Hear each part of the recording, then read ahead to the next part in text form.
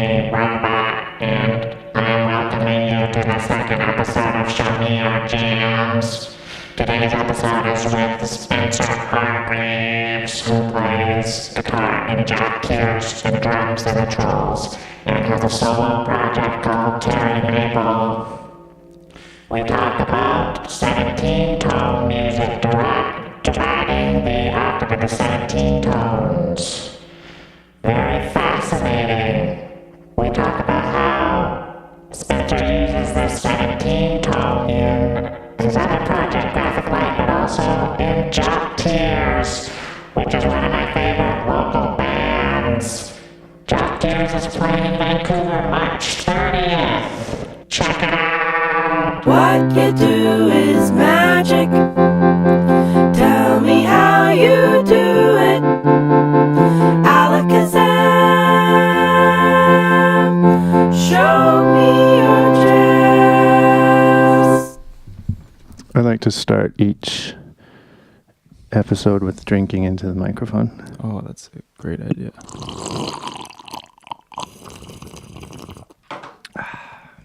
Do you think the audience knows what we're drinking? Let's give them a few minutes to guess. It's coffee. Oh, I was going to give them a clue. Oh, shit. What clue are you going to give them? I was going to give them the time and the date. What is the time and the date? Oh, it's 11/11. 11/11 on Sunday, January 27th. Do you believe you're entering a portal when you see all the same numbers in the clock? No, I believe I'm just seeing the proof that I'm already in a portal. Oh, shit. Spencer Hargreaves. On the mic. Hello. Hello.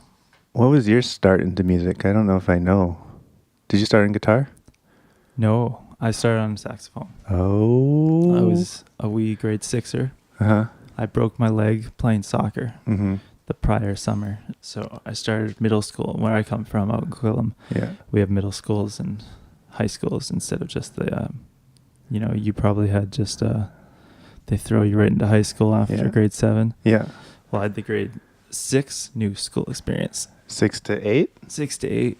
And I was playing soccer, and my dad always told me to go for the ball, and I was a really bad soccer player, and I was always in the house league, bottom of the barrel. Yeah.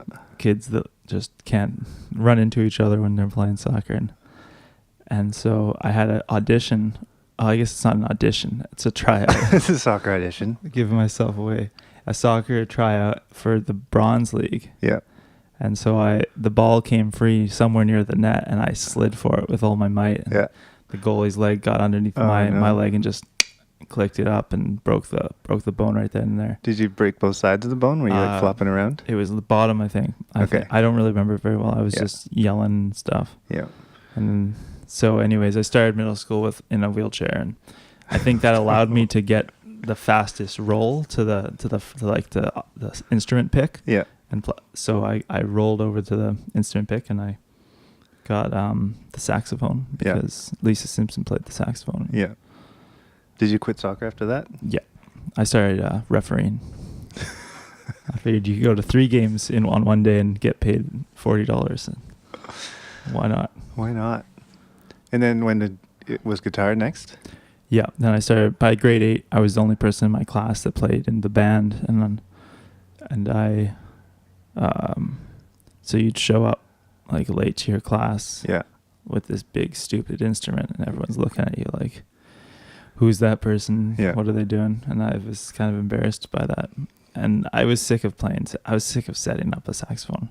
Yeah. I wanted an instrument that you could just sit down and just play. Yeah. So my stepdad had some guitars kicking around, and started playing one of those. At first it was figuring out Linkin Park songs on the keyboard, and then my friend suggest it was like that kind of thing. Uh-huh. Figuring out little songs on keyboards would come into, and then he's like, just learn the guitar, that's a guitar part. And I was like, okay, yeah, I guess that makes sense. And then once I started playing guitar in grade 8, I just totally quit playing the saxophone. Yeah. It was just guitar. That was it. And then So now you're very into 17 tone. Mm-hmm. Do you want to explain what that is for my dad who's maybe listening? Mm-hmm. Well, John's dad, let me tell you about this. So, regularly on a guitar or any instrument, you've got an octave, and the octave has 12 notes in it. There's our octave right there. I won't play 12 notes because I don't have them on this keyboard. So you're using a keyboard going into a laptop that's giving you... Yeah, so this, and then it's giving me 17 notes. I could split it up back into 12, but I'm afraid I'll screw something up. So, but normally you have 12 notes. Yeah. But you can cut up an octave any way you like. You could think of it like a clock or a pie or a color wheel. Color wheel is probably my favorite. If you have a color wheel, you know, people usually cut it into 12 parts, but you can cut it into any number of parts, and then the parts that are going to be opposite to each other are going to be different. So in 17, and you get a bunch of different slices. Right. So for my dad, normally your octave is divided into 12. So when you're on your piano and you're going up key by key, it's going to take you 12 of those to get to the next guy. Mm-hmm. The next guy, it's your starting pitch an octave up. Mm-hmm. So 17, you're just dividing that into 17, which means on a regular piano or regular guitar, you cannot play this. That's right. So you're very good at bending your strings on a guitar. Right. So you have a MIDI piano going into a laptop, which is then dividing your piano in a different way. And you also have guitars that are refretted to have 17 tones in the octave. Exactly. Instead of 12. And so actually I did get my 12 here. So here's Okay. 12. So here's what 12 would sound like. So there's an octave in 12. Yeah. And we got...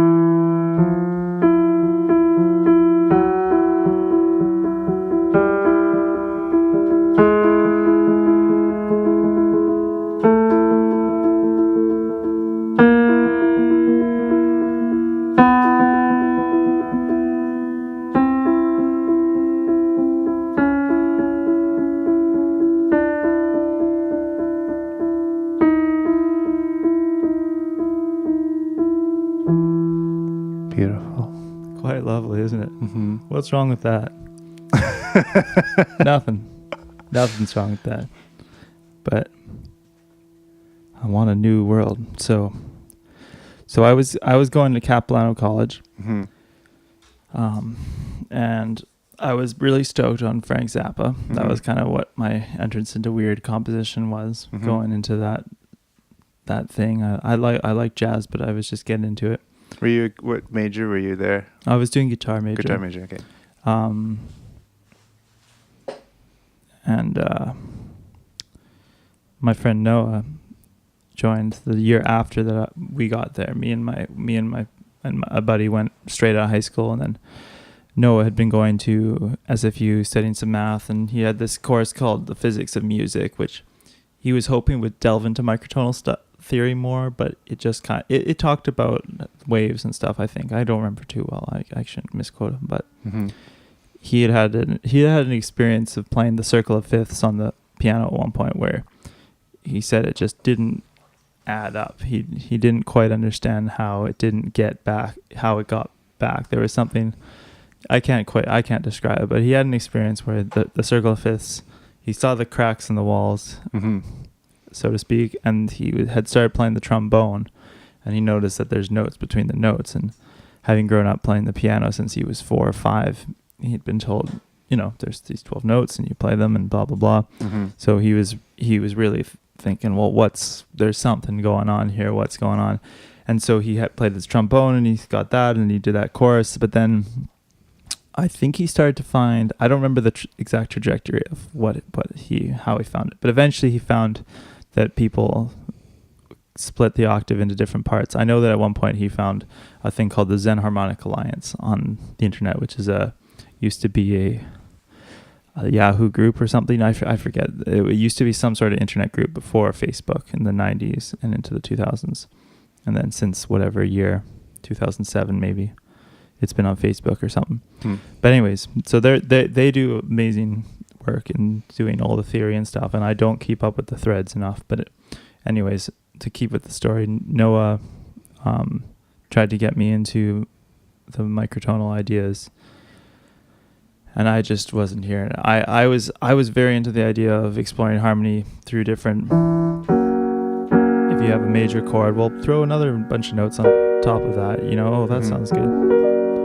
But or do, and I remember saying one time to him, well, if I got this triad, I could throw this triad over top of it.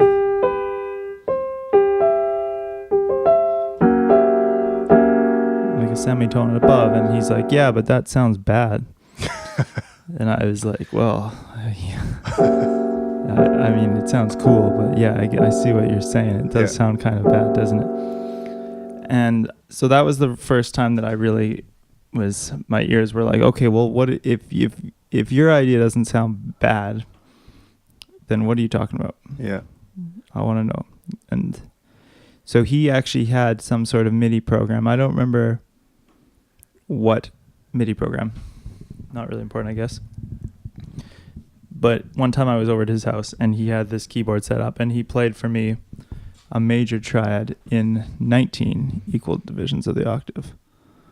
And the moment he played it, I thought, okay, that's a game changer. It was like, for me, I've told this story many times, but for me, when he played the chord on the major triad in a 19 split octave, it felt like Hagrid had just kicked down the door and said, "Harry, you're a wizard." I'd been searching genre after genre, trying to find some sort of new ground. Yeah. I always wanted to just, I'm one of those people, I guess, that just wants to do something new. Yeah.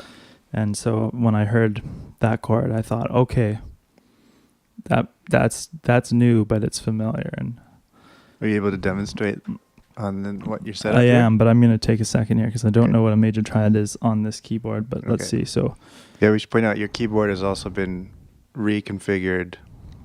So instead of the typical 3 black, 2 black, 3 black, 2 black, you've got 3 black, 2 black, 2 black, 3 black. Yeah, so it's got additional 5 notes, so it's good for 17. 19 really, it's really a much more of a stretch. 17 I'm getting used to, but anyways. Oh, that's the octave. Hang on. There we go. Okay, so here's the major triad in 19 equal divisions of the octave.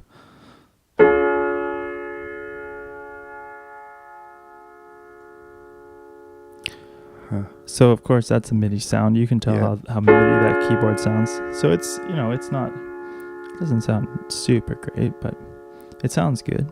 There's our major third.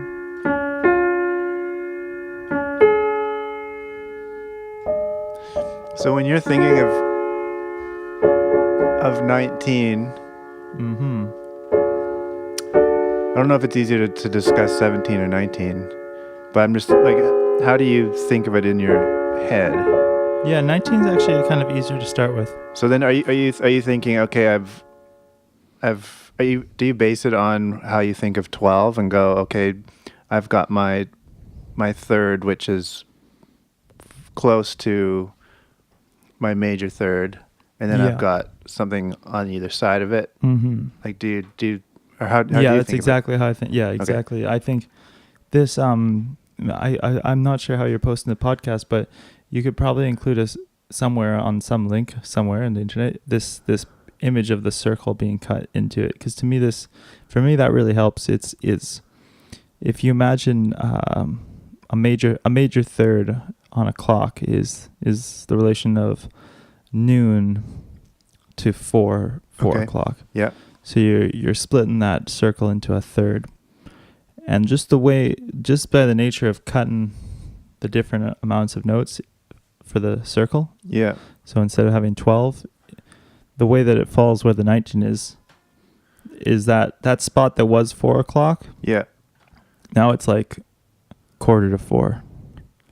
It's like 3:45, or maybe it's more like 3:50. I'm not sure on the exact math. Okay. But the idea is that it's instead of like if we're like, hey, John, what time are we meeting for this interview? Yeah. And you say 4 o'clock, and I'm like, well, I'm in 19 tone. Yeah.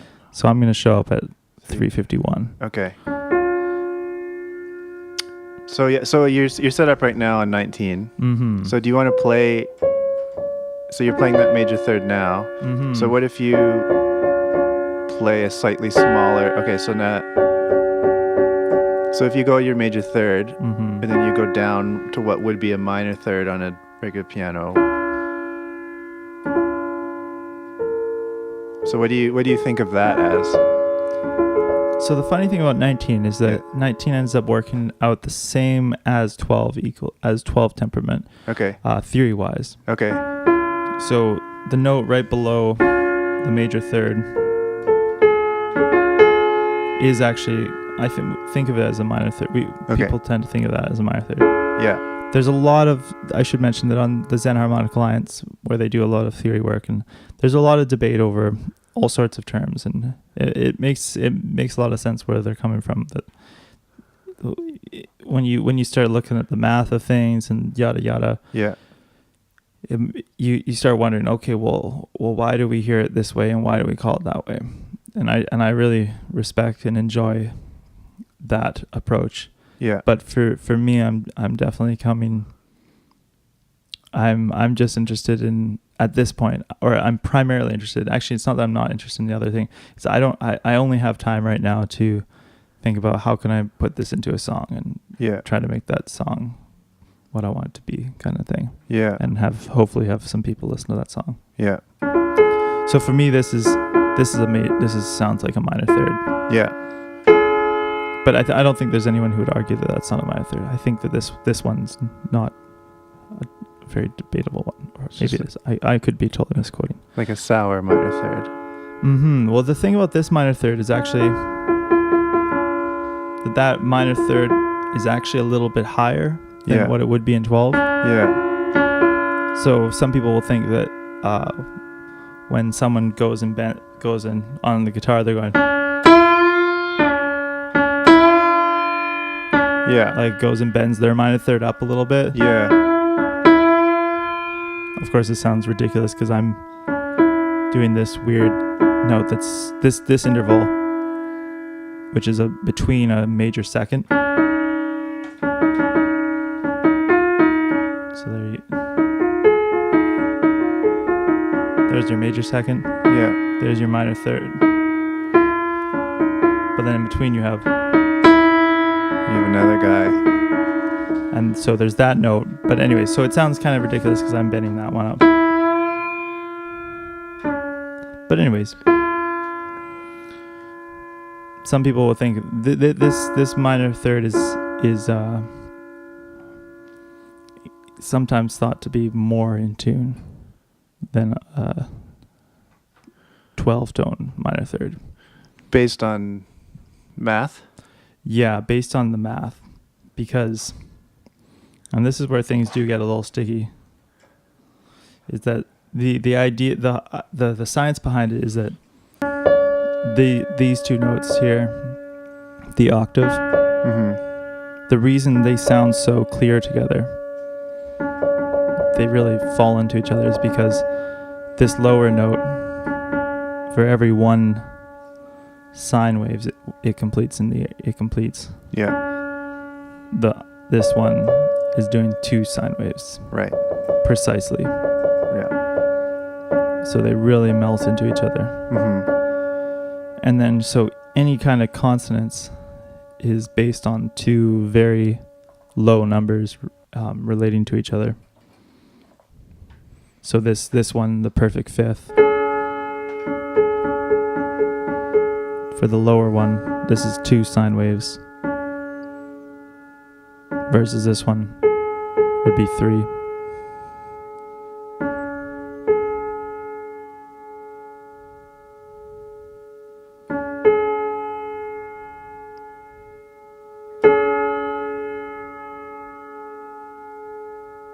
you can almost hear him going, well, Yeah. well. I think that's. I could, yeah, I don't know this very well, but I think that's where they're meeting up. Right. Or the slight difference between their meeting ups. Mm-hmm. And then this one, the major third, for every 4 that this one's doing, this one's doing 5.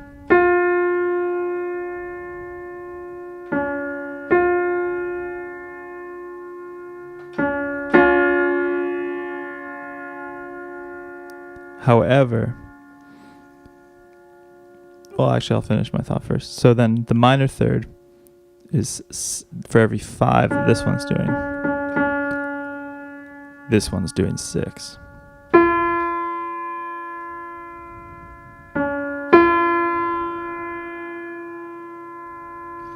So if this is more in tune than a 12-tone minor third, their meet-up points would be closer?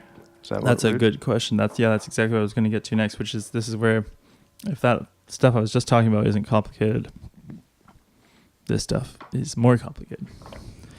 Because, and this is where, this is sort of the area where Pandora's box opens, I suppose. Maybe that's, you might say that, is where how the issue of tuning is how do you, so that's the pure, that's called just intonation, what I was just outlining. No, what I was playing wasn't actually just intonation. I was playing in 19 equal temperament. Mm-hmm. But way back in the day, like we're talking Pythagoras time, Mm-hmm. that thousands of years ago, people only sang in those kind of perfect intervals. Right. Because it would be demonic to do otherwise. It was demonic to do otherwise, right? We might be beheaded for this. Yeah. But I guess, I mean, we would have been beheaded for who knows, like, I don't know, everything that we do these days, I guess. Yeah. But anyways, so this idea of splitting the octave into different pieces developed over the centuries until eventually they had roughly 12 notes in the octave, and they would do their major scales, and then you'd see pieces that are, you know, sadness in A minor or happiness in F major, whatever, you know, they'd always have their key because the key was very important. Each keyboard would be tuned to its key because it was a whole process of retuning, and the reason for that was because when they had a major third, they were actually playing the major third, the interval of 4 notes to 5 notes, Right. for 4 beats, 4 sine waves to 5 sine waves. Yeah. But then that would mean that if you tried to go to a bunch of different keys, eventually you would run into some notes where things would just sound really out of whack because it's I guess it's like I want to say it's squaring the circle. I don't know if that's the right mathematical phrase, but it's you're trying to, like, you're dealing with infinity, Right. and then you're trying to bring it down into 12s. or whatever. I don't fully understand that, but so anyways, to get back onto the train, so this minor third is closer to 6/5, to this 5 to 6 interval than 12. The one in 12 is lower than that. This 5/4 is also actually closer than the 5/4 in 12. The 5/4 on 19 is 7 cents flat, whereas the 5/4 in 12 equal would be 14 cents sharp, Okay. which is I'll try to demonstrate that here. But I guess so because of our perception, because we hear 12 tone so often, that even if one of those is actually farther away than being correct in 12 tone, when we hear it in 17 or 19, it sounds incorrect. Totally. quote unquote. Totally. It can sound really strange because we're so used to hearing 12 tone. So there's a 12 tone major third. Right.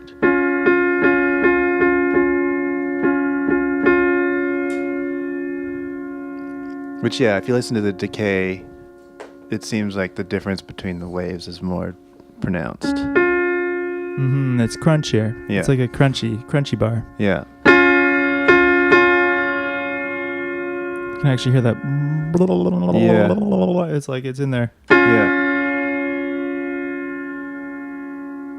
which is nice. It's a good sound. It's a good amount. I'm not anti-dissonance by no any means, No. but that is more dissonant But then if than you this look sound. at gamelan music, which I think is incredibly beautiful, like things are intentionally out of tune more, so you do get those waves. Yeah, and that totally. just becomes part of the music. I've wanted to check out more gamelan music for that reason, that they play with that. But then so you hear the 19 major third and it's actually smoother. It's very smooth. Mm-hmm. It's incredibly smooth. It's like the difference between natural crunchy peanut butter and your hydrogenated palm oil Yeah. uncrunchy peanut butter. And just for my dad listening, we're just listening to the decay of those two and how much they wow wow wow with each other. Yeah, let's play a little louder here. So we got.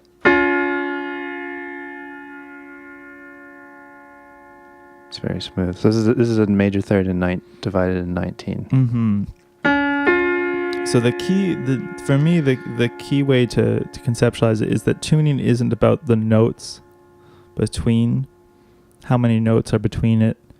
It's not about how many slices you do around the octave or whatever you're slicing. Yeah. It's all just about the way 2 points relate on a circle. Yeah.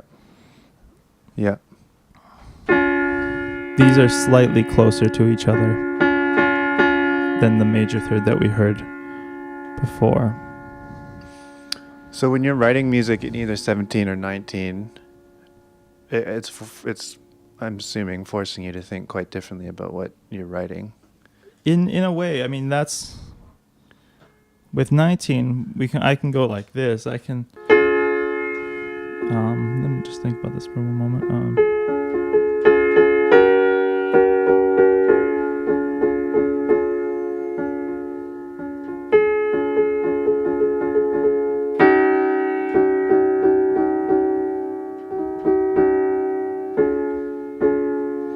So I can basically play a 1 chord, and I can play the E or my E chord, and I can then go to A. Oh. So then when you're playing a 19, are you using those in between notes, or are you just using the quote unquote more correctly tuned versions of what you have in 12 tone? So far, largely the same chords that would be in 12 tone. Okay. I haven't done a ton of writing outside of that. Here and there. I'm really I used to be a sit down and write some music out and think about what notes I'm going to do intellectually, like what are the relations between this. I really got into this when I was into Frank Zappa naturally, but after jazz school, in jazz school I had a existential crisis where they were teaching us, how to be able to recognize those intervals 1 2 3 4 3 2 1, and so I'd hear music and as practicing it, I'd be trying to practice transcribing on the fly. I'm just obsessive, so I have a really tough time turning off if I'm onto something I'm interested in. Yeah. And so I got to this point where I'd only enjoy music if it was playing intervals that I couldn't transcribe on the spot. Yeah. Because it was just above my threshold of understanding that. But of course, this is listening with your head, not your heart or your body or what have you. Right. And it got to the point where it got so far in that direction that I only listened to music with my head.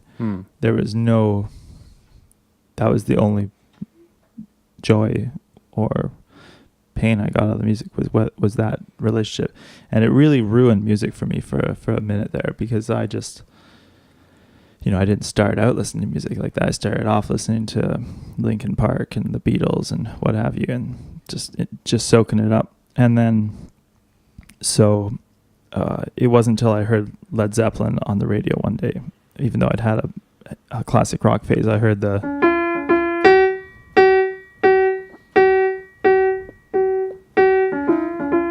and I was like, okay, I know what notes those are. Yeah.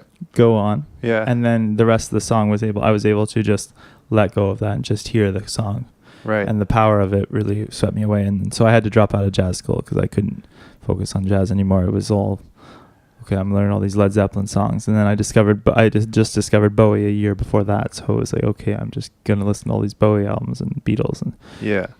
So I've really felt I left jazz school in the beginning of 2010, Yeah. fall of 2009. Yeah. And it really felt like for a good 5 to 6 years, I was trying to recover from that mental viewpoint of music. Yeah. And I feel like I'm pretty much over it now. Yeah. And so just as a guideline to myself, I really strive to, when I sit down to write music, I just try to put down what I'm hearing. Yeah. And not put any thought any thought into the notes per se, other than using that skill of being able to identify 1, 2, 3, using that skill to just hear what's in my head and go, oh, okay, it's going to the 5 chord. Yeah. Okay, so I go to the 5 chord. Yeah. But there were times in earlier days when I was first getting to 19, where I would try to go to some chords outside of that. And there are some songs that I still enjoy a good amount that I wrote with chords outside of that, but they aren't in my they're not in my in Terry's repertoire right now, and yeah. they may make an appearance, but Terry Maple's your other project. Terry Maple is Solo project. and Terry Maple's playing Nolan 19 Equal Temperament. So, but so far it's just been playing these playing the regular chords. I think I don't. For me, it's enough of an interest for me when I go from this major chord. Yeah. When I go from that into, let's see here.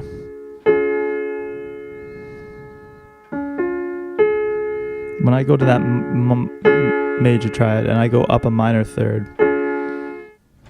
it's enough for me just to know that little interval between the major third and then going to the minor third major triad is just that little smaller interval. Yeah. And now these chords, to me, that's enough. Yeah. So even if the song transposes up from C to D, yeah, then I know that there's some interactions in there. Even if I just am on C and I go to an A chord, yeah, then now that A sharp is just that note that was just above the root. Yeah. And it's a small interval. So for me, that's enough of a difference. And it's not. Of course, anyone can think, oh, well, then you're just doing the same theory thing. A lot of people who might be really interested in microtonal stuff, it's not interesting to them, and I understand that. But for me, there's just the quality of the way those chords feel. Yeah. It's subtle, but it's there, and I feel it, and some other people might too, I guess. I'd love to talk about Jock Tears for a bit. Mm-hmm. So, Jock Tears, how would you describe Jock Tears in a little sentence? Jock Tears? I think of Jock Tears as it's a feminist Ramones-inspired punk band of the mid-2010s. Cool.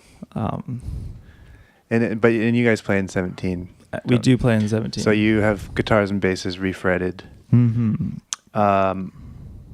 So, do you play any notes in those jams outside of kind of just the redivided versions of what would be on it in a 12-tone octave? Yeah, occasionally we do. Most of the stuff keeps to your chord progressions that you would find in 12. Yeah. But that have a different tilt to them. Yeah. But there's one song in particular called Handlebars, where the main part of the jam, or the first part, is going between E and B power chords. Yeah.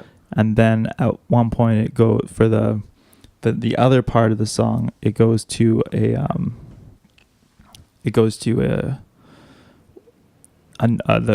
root chord of the next part is between the major and minor sixth. Okay. So it's going along in this thing, throwing a couple of these. So what are you rocking here? So this is in 70 now. But what chord are you? Oh, I'm on an E power chord. Okay. And then I'll go up to an F sharp, or a B power chord. Okay. I was trying to find my F sharps. And then we go back to E. Okay. And then in the bridge, then it goes to this chord to start.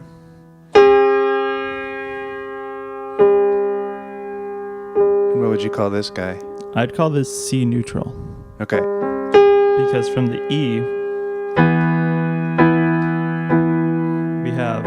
there's B, there's E to B. Okay, so we're rocking like a 1-5 here. Yeah, well, this is the power chord. Yeah, exactly, going from 1-5, and then so here you got your C. Yeah. Right, that's definitely sounding like a minor 6, pretty much. Yeah. And up here we've got our major 6. Right. But there's a note in between. There sure is. So harmonically, it sounds pretty weird. Not Jock Tears material harmonically to put that in there at the same time, unless it's like really distorted and crazy. Yeah. But going from this E power chord.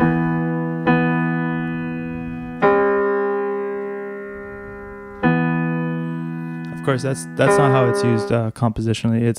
It's going like I would.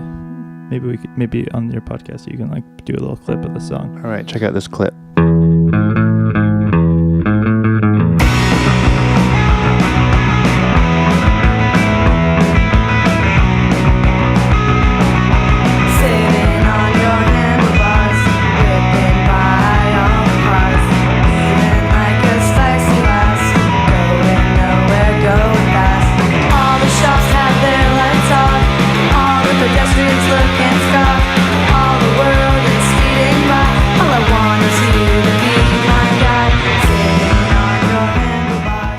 Welcome back from the clip. Yeah, so in that clip you heard it going between E power chord to B power chord, E power chord, B power chord, and then for that, all the world is speeding by. Something, something, something, dump, die. Yeah. Sheep-a-doo, doop-a-doo. And then it goes to two other chords there. It actually goes to a G sharp. And then up to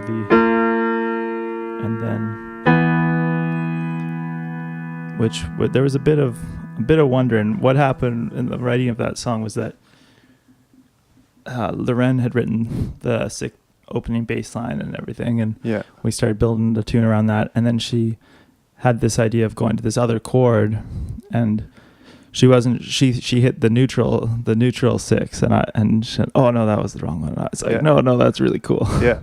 Go there again. And so we did it a couple times, and she wasn't sure. She's like, I don't know if that's really doing it, but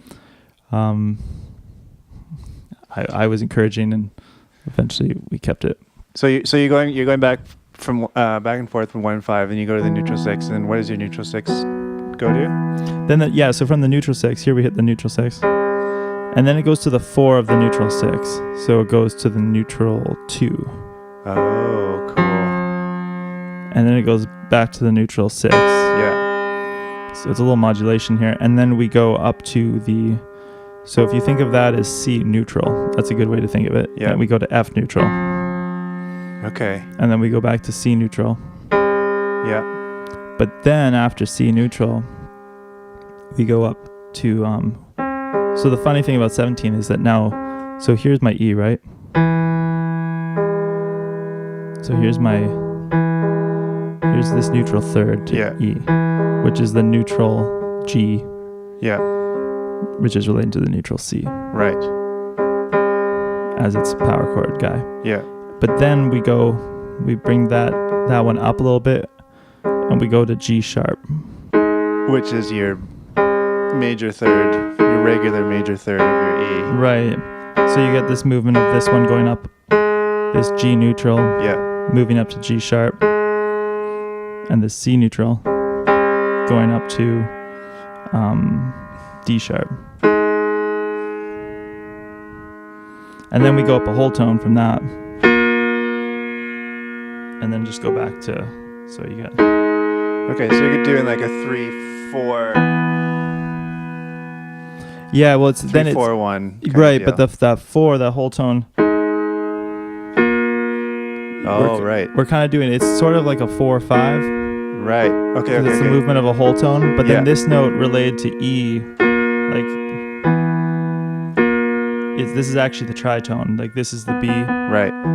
whereas the root is the higher tritone. One thing about 17 is you have your 5th and you have your 4th, Yeah. but you have your one above the 4, Yeah. but you have your 5 and you have the one below the 5. Right. So you have these two tritones. So anyways, so that was the biggest spot of really wondering what we're getting into. What are we? Is this going to sound too weird when we went from the neutral 6 and then we went to the neutral 2, Yeah. then neutral 6. Okay, that's all fine. But now how do we get back to E? That was really the part where it almost got thrown out because it was just too. And then to me, this part sounded kind of cool. Like it had this 4-5 thing. The whole step, has either 4-5 or it has the flat 6 to flat 7 kind of vibe, Yeah. or maybe the flat 3 to 4. Yeah. There's so many connotations of a whole tone. So to go then from the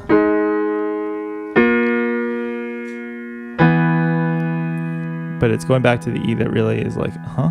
Yeah. But to me, it worked enough. It worked well enough, and everyone said it sounds fine enough. Yeah. So we cut that one. Wow. Cool. So how does songwriting happen then? Is it usually like one person brings in chords or a riff and then you guys work on it together, or? Mm-hmm. Yeah, of the 12 songs that are on the Jock Tears Bad Boys album, there's all but one were ideas that Loren came in with on the bass. Oh, sick. And she had the bass line, whatever it may be. Yeah. And then either sometimes there were times where me and her would have just met up and gone over some of the parts. Cool. Or sometimes she might have just been hanging out with Lauren. Yeah. And they had an idea, but then we'd all get together and then flesh it out, see which parts go. So was she into 17 tone before you guys met, or did you no corrupt her? Yeah, I had the pleasure of corrupting her. It was for some reason, as far back as I can remember, when I first learned about microtonality in 2011 2012, I had this clear idea in my mind for some reason that I wanted to be in a female-fronted punk band by 2017. Yeah. I played in 17 because Wow. I thought, oh, well, that's funny, like 17 and 17, that'd be cool. Yeah. And I've always liked punk music to a degree. I'm not a punk aficionado by any means. Yeah. There was a time when I don't know any like of this, even the staples. I'm not. Yeah. But So how did you meet Loren? So sorry, yeah. So with the band, so for a couple months I'd been talking to. I just met Lauren, and I'd see her around because we live pretty close together over Mount Pleasant. Singer Lauren. Or Singer Lauren. Okay. Yeah, and then there's two. There's a Lauren, and there's a Loren in the band. Exactly. Yeah, or Smithy is the bass player. Right. So I'll call her Smithy. Okay, Smithy Ramone. Smithy Ramone. Who check out her who- Wicked EP. Yeah, her EP is wicked, and stay tuned for a future or a Mhm. past episode Oh, because she's shit. scheduled to be on it. Oh, awesome. in the neighborhood. She's right across the street. We could wave at her right now. Yeah. So, so I'd met Lauren a few times, and then just introduced myself at one point and said, "Hey, I see you around all the time. I'm Spencer. Whatever. Yeah. Nice to meet you. Yeah. Neighbor." Yeah. And then outside of a Parquet Courts show, and they played in February of 2016. Mm-hmm. I was like, "You have a really cool voice. Have you ever been in a band?" And she's like, "No, but I've always wanted to." And I was like, "Well, if you think about starting a band, cool, I'd be down to jam." Yeah. And so I sent her message after, not like message after message, but once a month, maybe once every 6 weeks, 2 months over the next little bit. Yeah. I'd send her a message saying, "Hey, like, band time. If you're looking to start a band," well, because she posted that was the thing. The next day she posted on Facebook, "Yeah, would anyone want to start a band? Like, I want to start a band." And I was like, "Hey, like, I was just saying I want to start this band." So, I didn't hear anything. I even made a little meme about Jock Tears because she'd mentioned the name. Yeah. And I made a little meme and sent it to her, and no response, nothing. Yeah. Just like, "Your message has been read at this time." One of those. Yeah. I was like, "Well, whatever." Yeah. Okay. And then one day out of the blue, I get a message. It's a group chat, and it's like it's all four of us in this group chat, and it's just, "Hey, so should we try jamming? We have this show at Music Waste in a month. What do you say?" And Lorraine was supposed to go she worked for the Gap at the time, and she was supposed to go work in London. Oh shit. With the Gap by the end of the summer, and she's like, "Yeah, it'll be so much fun to just come up with a couple songs, play the show, and then I'll scoot off to Europe." Yeah. And then so we're like, "Okay, sweet." And so we met up for our first jam, and of course we weren't playing in 17. I didn't have any guitars in 17 at the time. Yeah. I was born in acoustic 17 from a friend, a good friend in Seattle, but we just started we just went to our first jam, and Lauren had a few ideas, and Lauren had some lyrics, and we whipped up, I think, 3 of the songs that ended up on the first EP, just first jam, and it was like, wow, that felt really good, and it was really cool. And so we played our first show a month later in June. Yeah. And I at some point I realized, like, hey, this could be a band that would play in 17. Why wouldn't I? Yeah. All I'd have to really convince is Loren, is Smithy. If Dustin doesn't need to know, and not that we won't tell him, but it's not going to really affect him, and it's not really going to affect Lauren that much. Maybe a little bit vocally, but not that much. Yeah.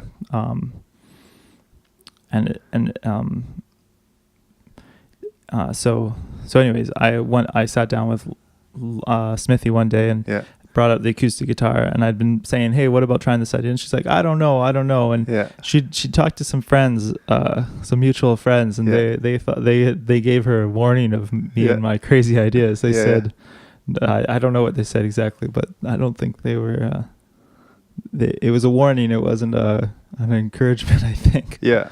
And so she was a bit freaked out. And but I showed her how all the guitar parts on the 17 guitar. Yeah. And by the time I played the third, or one of the ones, the one Kelly Kapowski was the one that was on the EP, which now is called Not Your Sweetheart. Okay. I didn't know that used to be called Kelly Kapowski. Yeah, it was on the EP as that, but revamped the lyrics. It was based off a story of Lauren's, a true story, but it was one of those ones where it's like, oh, well, this can be kind of misinterpreted.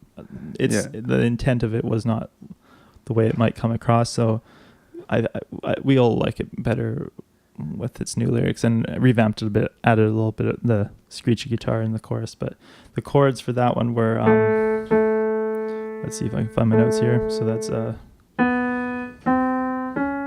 so the chords are a C sharp to E to G, like that kind of root movement. Mm-hmm.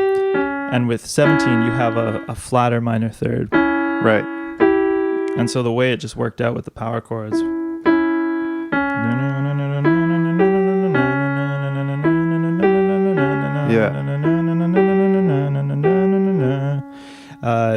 That was the one that really sold Smithy on it. Yeah. Because she could hear that flatter thing. Here's the notes on normal tuning. Yeah. Yeah. it's very different. But and so that when she heard the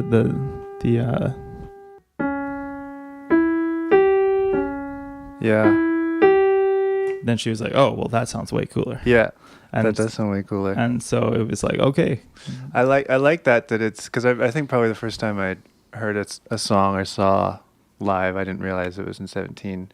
So I like that it's there, but only if you look hard. And only if you listen to this podcast. Yeah. The same way. My favorite like odd meter is when it's not obvious that you're. Mm-hmm. It's just only if you wait a minute. There's something when it's done, naturally and not hidden but not obvious. Mm-hmm. That it's just kind of this extra bonus detail. Yeah, exactly. Or phrase length. Yeah. is an obvious lump of that. Like because then it makes you appreciate. Then it makes you more stoked when you learn it, as opposed to. Yeah, it's the song Changes by Bowie. Its chorus is 10 bars. Yeah. It's like, It's just a little subtle, cool, Yeah. a little subtle high five. Exactly. And Bowie's got that all the time. It's like the verse lengths of Space Oddity are 7 bars. Yeah. It's like, Yeah. It's that subtle thing that a lot of people will say, oh, no one can tell. But I think that's a bit rude to say no one can tell. I think everyone can tell. You just, whether or not you're actually putting it in your mind, Yeah. or you're just feeling it, you're gonna feel the thing that's a little bit abnormal. Yeah. Or sometimes like jams that have bars of 7, if it's a slower song, you don't have that like 7 in your face, but it cuts out some of the extra fat that you don't need that extra beat. Yeah, because exactly. it's already the slow thing. Let's just get to the point. Like all you need is love is. Yeah. It's that song's got the verses mostly in 7. Yeah. And you're just playing the beat. Yeah. The Beatles, they got lots of beats, and Yeah. they don't need that extra beat. They got No. enough. Yeah, it's a fun. Yeah, I'd like to explore more harmonic stuff. Well, that's the thing with. I don't want to force a segue too much, but it sort of seems natural. That's the thing with this new group with Ridley doing the graphic light. Right. A lot of the jams have come about just by me putting, well, at least my parts, I should say. There's like Ridley does lots of, he probably has led more compositions because he's, I think, spent more time with his mixing board actually coming up with parts, whereas a lot of my contributions have been just sitting there with him at the start of a jam, and I just put my hands down and I go. Yeah. So in this group, Ridley's playing no input mixing board, which is a mixing board wired into itself to get feedback and noise and things that way. And then you're playing 17 keyboard. Yeah. And so a lot of my shapes are just based on symmetries. They're just easy for me to remember with the keyboard layout. Like visual symmetries. Exactly. Visually looking at your hands on the keyboard. Yeah, exactly. So this is one of our pieces that we've been working on here.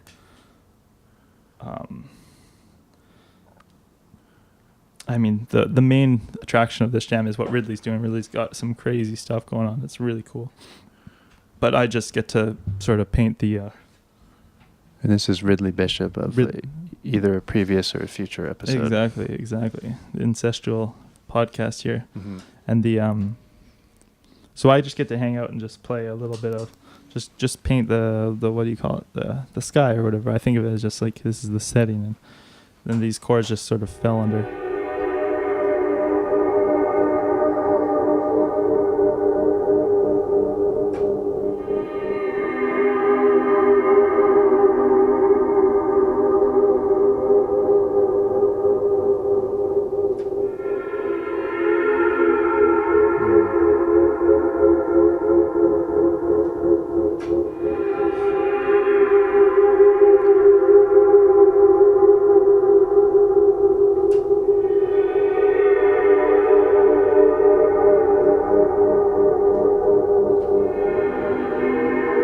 Screwed up one of them, but that's really nice. So this is a project where you can use more of those notes outside of the 12. And it feels really natural to do. It feels really it's just, you know, a no input mixing board. Well, I mean, it's not your classic instrument, so it's trying to develop this whole language itself. That, and there is precedent for doing it. Ridley's into a bunch of the heroes of the instrument, or and learning and taking from them for sure. But there's definitely a lot more room. There's not the lexicon or the canon or what have you of piano music or guitar music. Yeah. So, and I think that's something I really learned in myself over the last few years, was that I'm somewhat of it reminds me of the medium is the message concept. It's when a guitar is played with power chords, it's saying something. Yeah. It's just the fact that it's playing a power chord is like, it's a statement, and it's something that just didn't. It's so obvious to tons of people, I'm sure. Yeah, I can see it in lots of people's music that it's obvious to them because they just do it. But for me, I was a very late bloomer in discovering that sense of tradition, because I was always just so dismissive of any kind of tradition, and totally irreverent to any kind of protocol. I was a little shit, essentially, and not to say I'm not any at all anymore, but I realized why those things exist. I realized what the message is in those different mediums. So when you have a power chord, it's like, oh, okay, like you're calling upon the power chord. Like, I think that almost makes things deeper when there's a reference, because then you're saying something and you're using that reference, and what that reference means is interesting and also open to interpretation, but it adds this like history to it. Exactly. Which is weird. Like I think in visual art, references are a huge part of it, and that's what makes pieces interesting. And for some reason in music, if something sounds like something as a reference, it's seen as like, oh, you're not creative and you're stealing, and how dare you. But to me, like, I almost don't write anything anymore unless I'm stealing a small piece of something, because it's not interesting otherwise. If it's just, oh, I just stumbled upon these things on the piano, that's still cool and interesting. But if it's, hey, I took this small chunk of Debussy music and then I expanded it out and then reversed it and took this chunk and put it there, that's way more interesting. For sure. And I think that's maybe a reason too why I like Jock Tears so much, is because I do like Ramones references, and there was a period of time when I only wanted to write things in 1/4, and take this idea of just no bullshit, only exactly what you need, which is how I think of the Ramones. And then so I think when you make those references, you're almost like putting it in a context and then saying something different, and I almost feel that's more rebellious than being like, this is absolutely has no reference, I didn't steal from anyone, I didn't reference anyone, I didn't think of anything else, this is just me. Totally.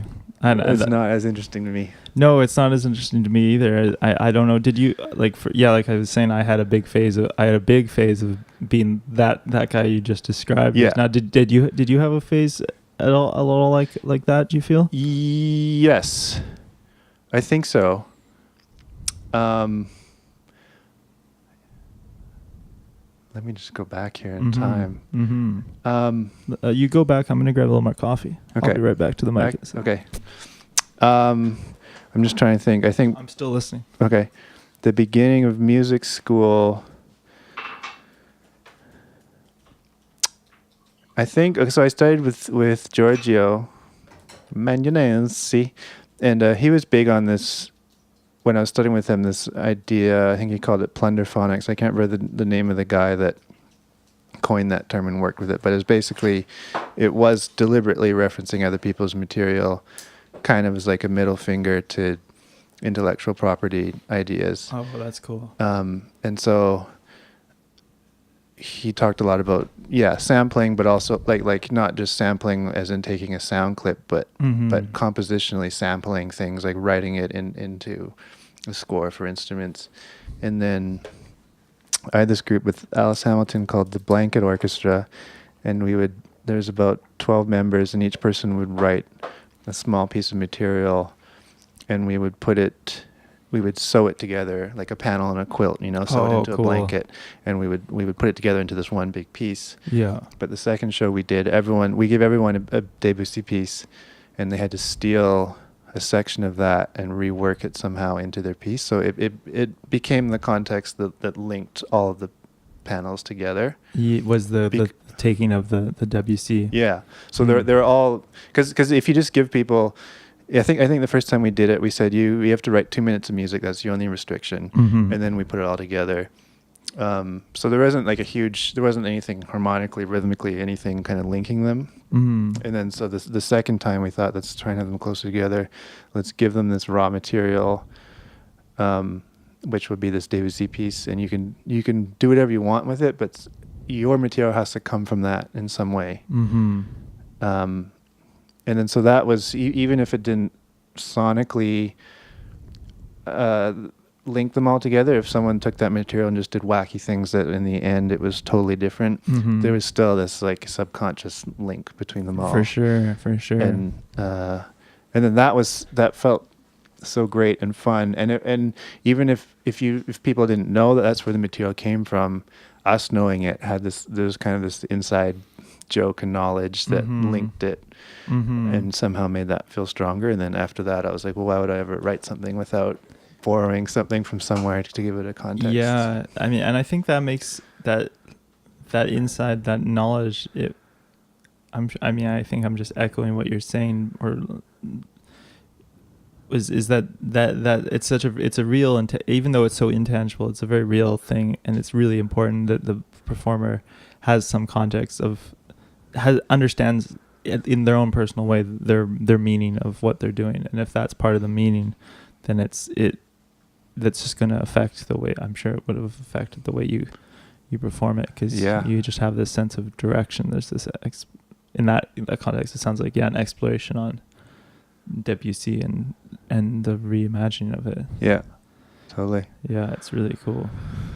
My favorite, I think it was Bowie that got me really thinking in that way, and it was in particular, there was a biography I read about him by, I want to say like Ian Trinka or something, and I think I'm butchering the name perhaps. I'm just like, I have this mental image of this name, and that's what it's something like that. I just want to give due credit to the author, because I don't know if this was like an original thought that the author had or whatever, but it's where the thought entered my consciousness, which is that the author describes the first time that Bowie played on Top of the Pops, that British music program, and described him with his genie